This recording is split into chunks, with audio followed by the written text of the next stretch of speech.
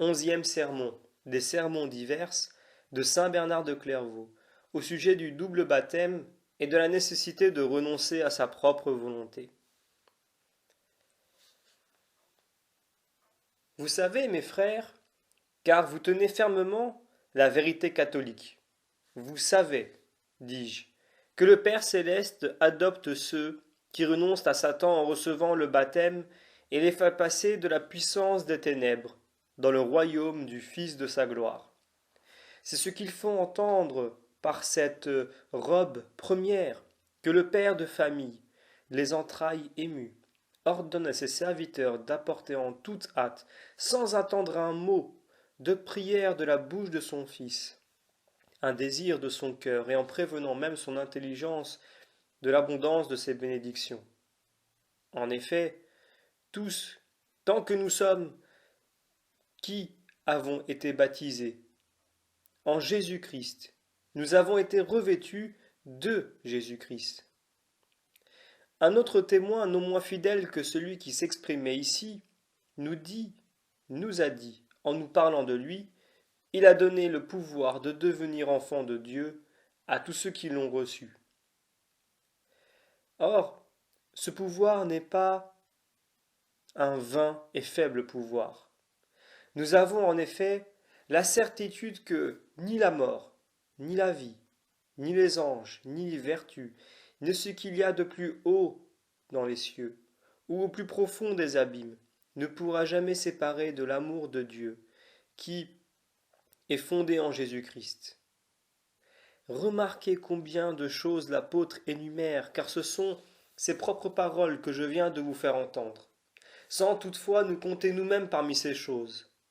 Telle est en effet la liberté que le Christ nous a donnée en nous délivrant de notre esclavage. C'est qu'il n'y a point de créature qui puisse nous séparer de Dieu et nous faire violence. Il n'y a que nous qui puissions nous éloigner de lui, tentés par notre propre concupiscence et entraînés par notre propre volonté. Après elle, il n'en est pas d'autre à craindre pour nous. Aussi, tant que nous n'avons point atteint l'âge où nous pouvons faire usage de notre liberté et agir selon notre libre arbitre, quiconque a reçu la seconde naissance du baptême ne saurait être par aucun moyen possible séparé de la charité de Dieu. Il est, en attendant cet âge, en pleine sécurité sous la protection du Seigneur son Dieu et son avocat. Il n'a rien à craindre de qui que ce soit. Mais quand arrivent les années de l'âge de discrétion, il entre en possession de lui-même et il n'a pas plus à redouter les autres créatures qu'auparavant. Il n'a à se tenir en garde que contre sa propre volonté, contre cette volonté qui dort dans son sein. Le péché est peut-être à la porte de son cœur, mais la concupiscence est sous sa main. Il est maître, s'il le veut, de ne pas lui ouvrir la porte de son cœur et de lui refuser son consentement. En effet, ce fut ni un ours ni un lion, mais un serpent, c'est-à-dire le plus rusé, non le plus fort des animaux, qui a trompé nos premiers parents. Ce n'est pas l'homme qui a fait tomber la femme, mais la femme qui a fait tomber l'homme. Oui, c'est le serpent qui t'a trompé, ô Ève. Trompé, dis-je, non point contraite ou poussée. C'est la femme qui t'a donné du fruit de l'arbre, ô Adam, mais en te l'offrant, elle ne t'a point forcé de l'accepter. Si tu as cédé à sa voix plutôt qu'à celle de Dieu, ce n'est point qu'elle t'ait fait violence, c'est que tu l'as bien voulu. Mais si dans son inexpérience, il n'a su se tenir sur les gardes pour nous, instruits par son exemple, veillons du moins sur nous. Que dis-je? Puisque nous avons eu, nous aussi, le malheur de succomber de même à la tentation, recherchons désormais un remède à de si grands maux. Est-ce que le fort, armé, qu'un plus fort que lui surprend et garotte à recours à la violence pour réoccuper son ancienne maison?